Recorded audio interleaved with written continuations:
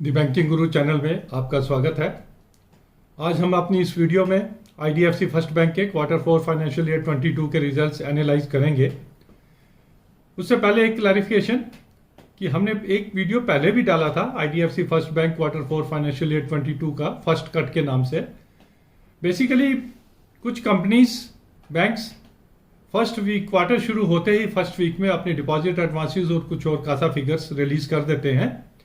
Based on that we try to project कि इनके quarterly results कैसे आएंगे। तो हम हर बार जिन बैंकों के फर्स्ट कट रिजल्ट्स अवेलेबल हो जाते हैं हम उन्हें एनालाइज करने की कोशिश करते हैं।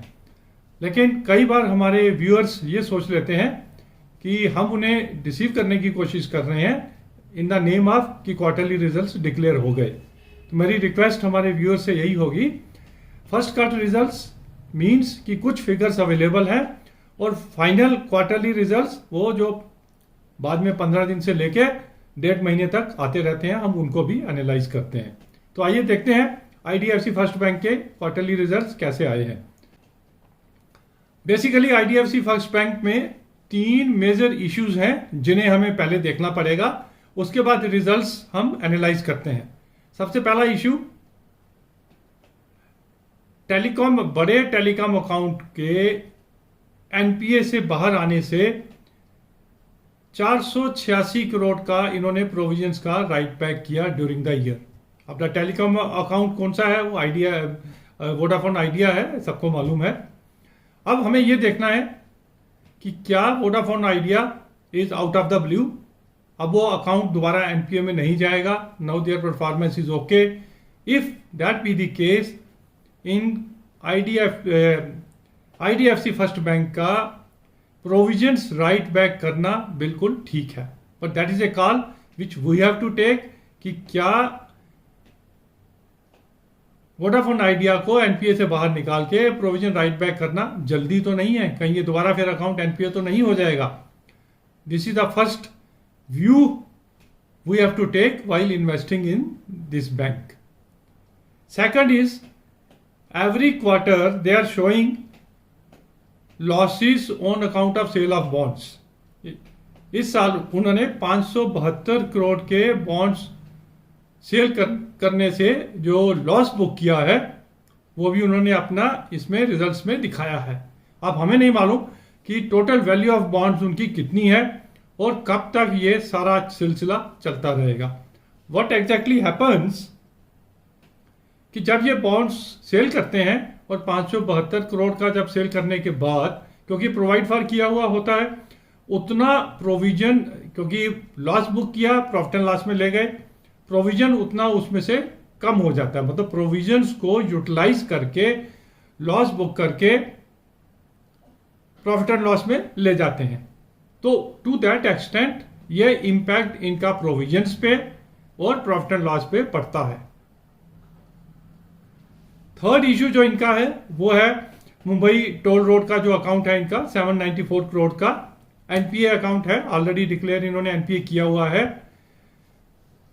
This is also a call which we have to take कि कोविड की वजह से ये जो अकाउंट एनपीए हुआ था, इनके जो कैश फ्लोज थे कम हो गए थे, क्या वो कैश फ्लोज रेगुलर हो जाएंगे या हो गए हैं? हालांकि इन्होंने कहा है कि इस क्वार्टर में 25 करोड़ रुपए इन्होंने रिकवर किया है इस अकाउंट से, but to bring this account out of the NPA ये पूरा रेगुलर होना चाहिए, तभी ये अकाउंट एनपीए से बाहर हो पाएगा। Otherwise continuously this account will be A drag on the resources of the IDFC first bank. ये 3 मेजर इश्यूज हैं जिसकी वजह से या तो ये बैंक बैड टू वर्स्ट हो जाएगा, और या अगर ये तीनों फैक्टर्स पॉजिटिव हो गए तो ये बहुत अच्छा भी हो सकता है।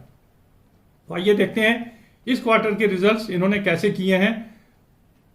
एक लाइन में कहें तो रिजल्ट्स अच्छे हैं, उसको एनालाइज करते हैं।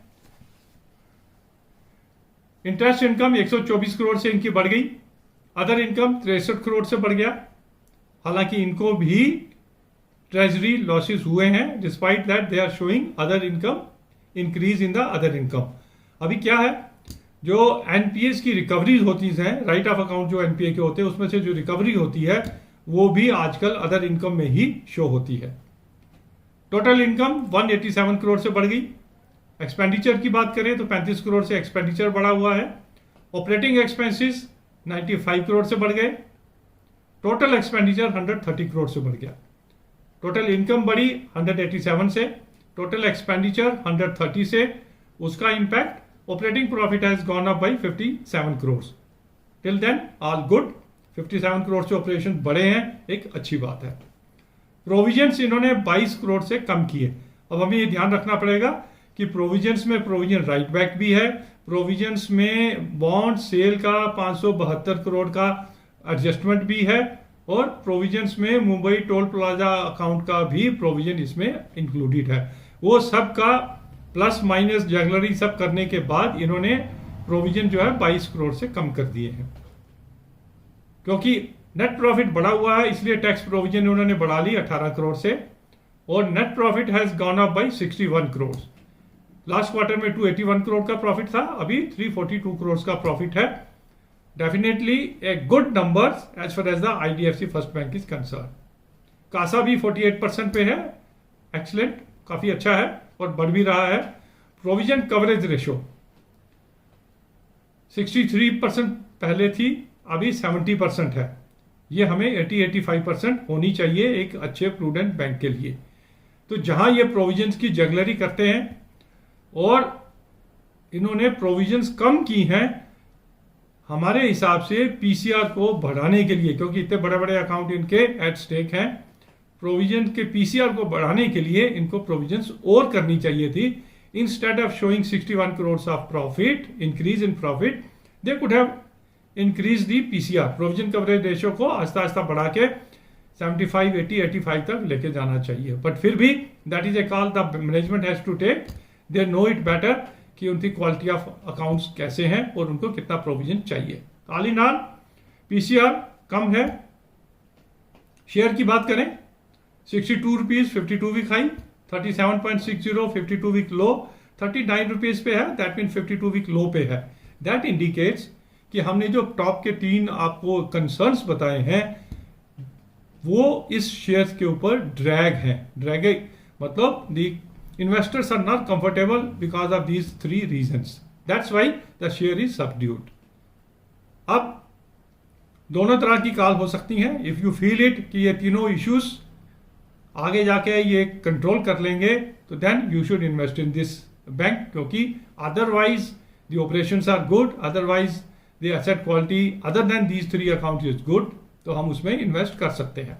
इफ यू फील इट कि वोडाफोन जैसा अकाउंट दोबारा NPA हो सकता है, इनके जो लॉसेस हैं सेल ऑफ बॉन्ड से ये चलते रहेंगे, और मुंबई टोल प्लाजा का अकाउंट भी कभी बाहर नहीं निकल पाएगा NPA से, then you should not touch this bank account. We bank share, we have many other good banks जिसमें हम इन्वेस्ट कर सकते हैं। तो ये तो था एक हमारा opinion on IDFC first bank.